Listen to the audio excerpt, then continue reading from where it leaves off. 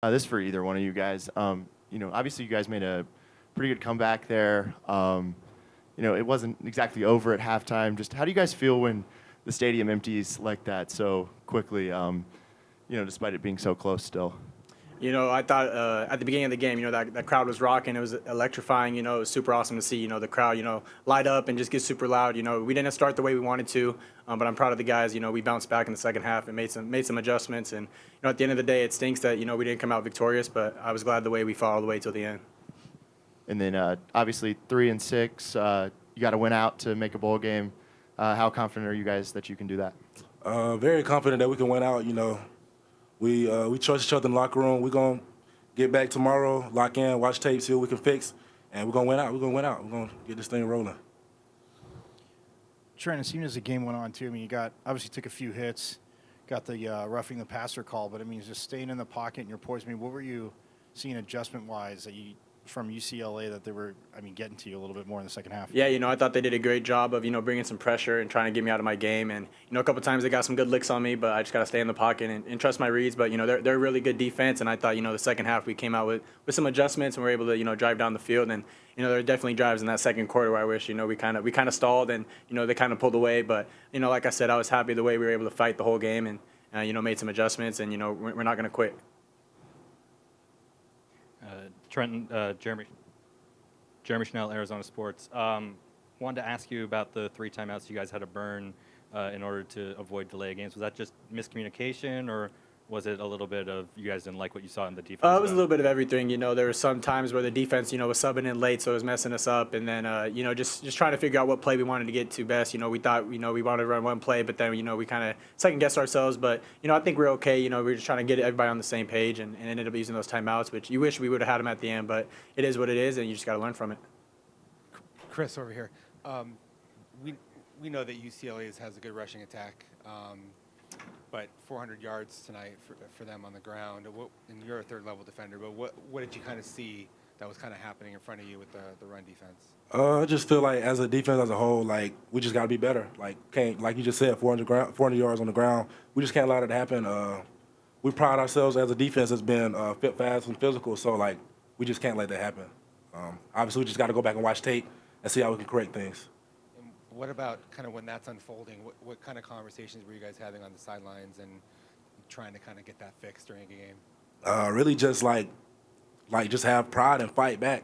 Just let's not just get pushed around. Just like everybody, we just got to fight back and have pride in what the standard of defense that we want to set. Chris, you guys have talked a lot about the importance of being able to make in-game adjustments.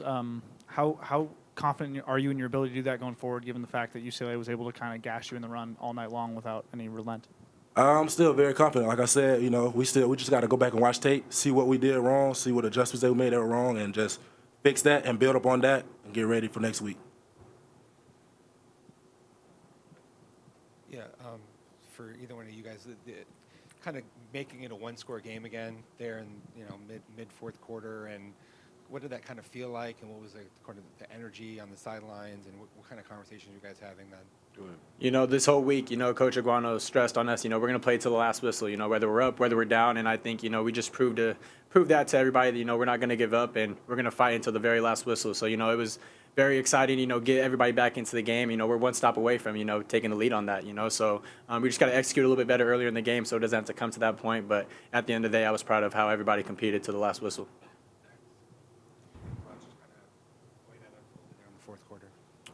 Like Trent said, Coach Aguano preached on, just fighting and finishing to the last play. I definitely think we did that. I feel like our team, we played our hearts out, and, unfortunately, that's what, between these two teams, us and UCLA, guys are going to make plays, and, they have good players too. We have good players as well. So, the ball just didn't, unfortunately, it wasn't in our court. Throughout the end of the game, and that's all I could ask for our guys is, just play your heart out, and just give your all. UCLA is still one of the top teams in the Pac-12. You guys were able to put up 36 points against them, and you knew coming into this game it was going to be a challenge. So, although it's a little bit disappointing, how do you guys feel? I know moral victories are only so much of a thing, but how do you guys feel in terms of your confidence going into this next week with what you were able to do against a really top team in the Pac? Really, I definitely, I feel like, our confidence is always been there, and it just come down to just execution, having your guys make plays, and when you continue just to make plays and not shoot yourself in the foot, I mean, you find good things happening all the time. So, I mean, I don't feel like we didn't play that bad of a game, but every game that you play is always things that you can clean up, for you to, come out victorious in the end. So definitely, I feel like we definitely have a lot of confidence, but you just got to keep playing and keep working, and we'll have good results at the end of the tunnel. And X in the passing game too. I mean, obviously Trenton hit you, but did you notice you guys making offensive adjustments because it seemed like you were able to single out some linebackers and kind of have your way underneath there? Yeah, just like I said, I'm just whenever my number is called, I love to make plays. So whenever my number is called, Coach Oguano and Trent, whatever these guys can do for us, and not only for myself, but other guys on the field, we like to create space for playmakers, not even just for myself, but just being able just to split defenders between the tackles and share everyone's versatility. Trenton, you guys were kind of matching UCLA, not just on the scoreboard, but in terms of yardage in the first half, and then went pretty cold in the second quarter there to kind of allow them to build on that lead. What was the difference between the first and second quarter offensively? Yeah, I missed some easy throws that I wish I could take back. They came out with a couple more blitzes than we anticipated, but at the end of the day, I got to play better, not allow them to separate that much. But I thought we came back in the second half, made adjustments, and fought all the way till the end. And definitely going to learn from it. But we got 3 more games left this season. We're excited, and we're going to take it 1 week at a time, and we're ready for Washington State.